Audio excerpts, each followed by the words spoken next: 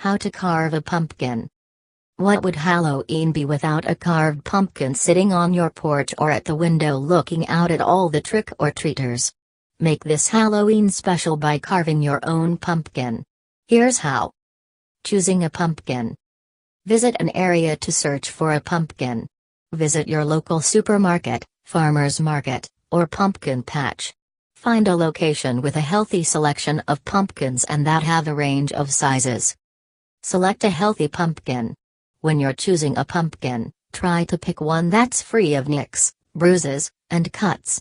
Look for a sturdy stem that doesn't feel too bendable, and for mostly consistent color all the way around. Knock or thump on the skin like you would a melon. If you hear a hollow sound, the pumpkin is ripe.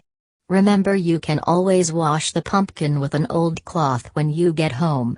Remember, if you carve it too early, keep it in a bucket of water so it'll keep its moisture.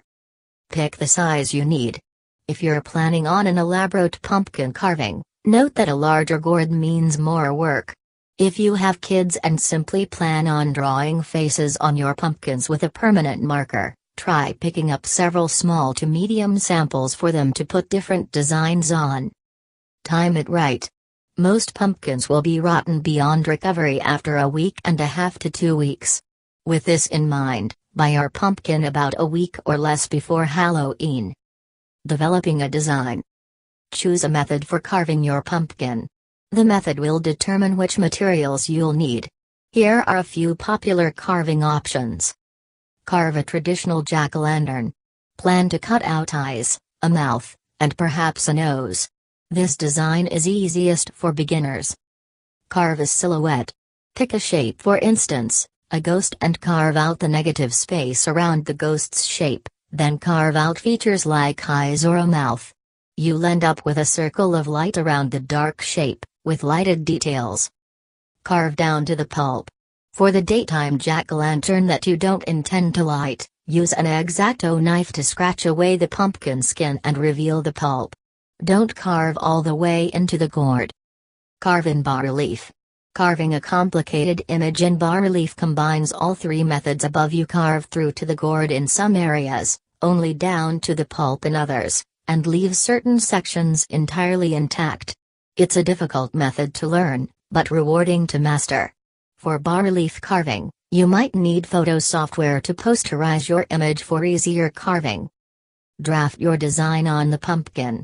For traditional, silhouette and pulp carving, use a permanent marker or dry erase marker to outline your design on the pumpkin. Dry erase markings can be wiped off if you mess up. If you're doing a bas-relief design, you might need a projector to put the image on your pumpkin in black and white.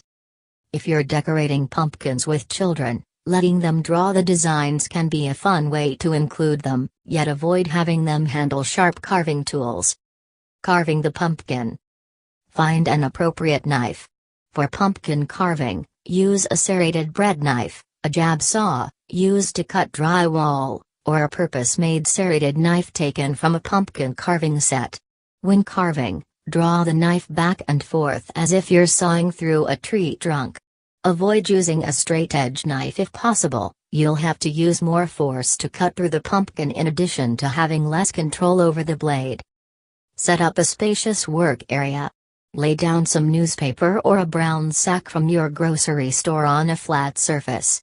Doing this protects the surface and makes for an easy cleanup when done. Lay out your tools, as well as a bowl for discarded pumpkin innards. Cut a lid.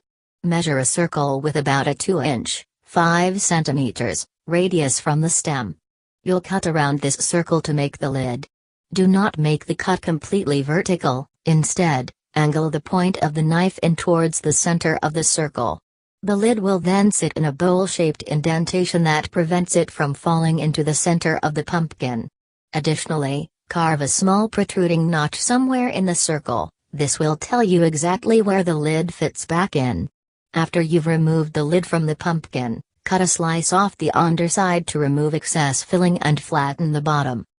The lid doesn't have to be cut in a circle. Try shaping the lid as a square, star, or other shapes.